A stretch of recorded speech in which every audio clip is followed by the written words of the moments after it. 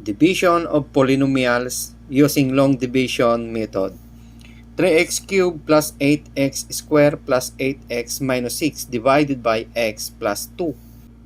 3x cubed plus 8x squared plus 8x minus 6 divided by x plus 2.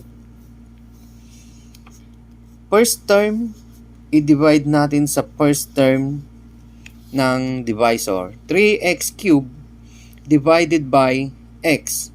So, 3x cubed divided by x is equals to 3.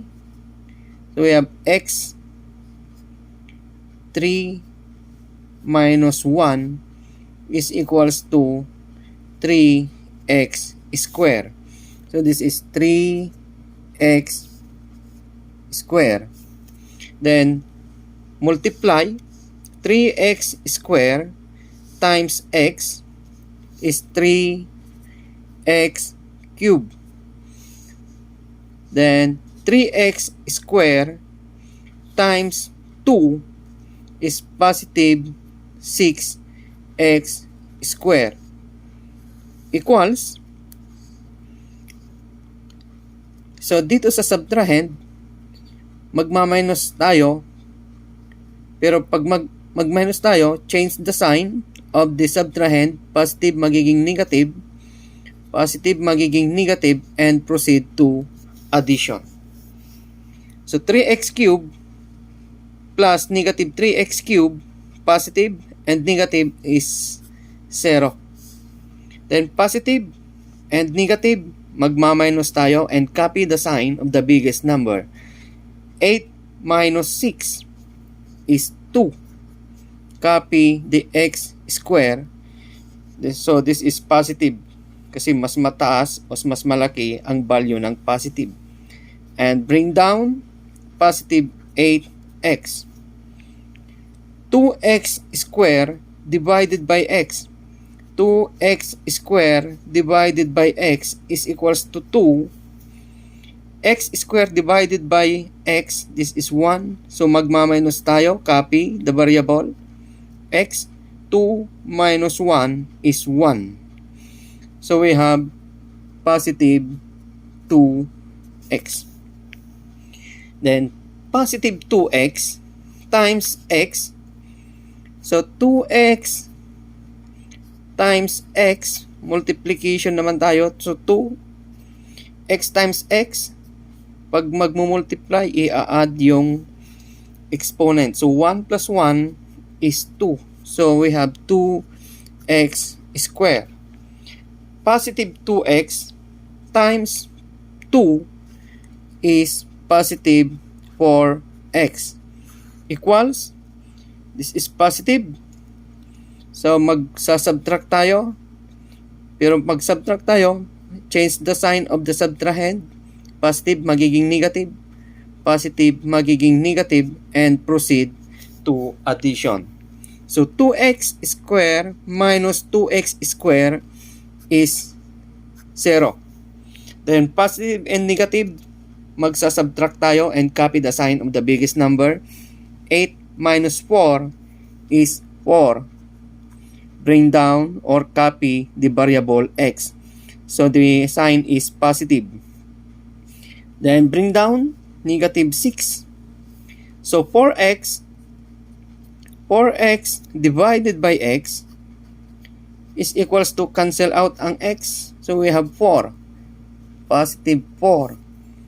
Positive 4 times x is 4x. Positive 4 times positive 2 is positive 8. So, subtrahend, change the sign. Positive magiging negative. Positive magiging negative and proceed to addition.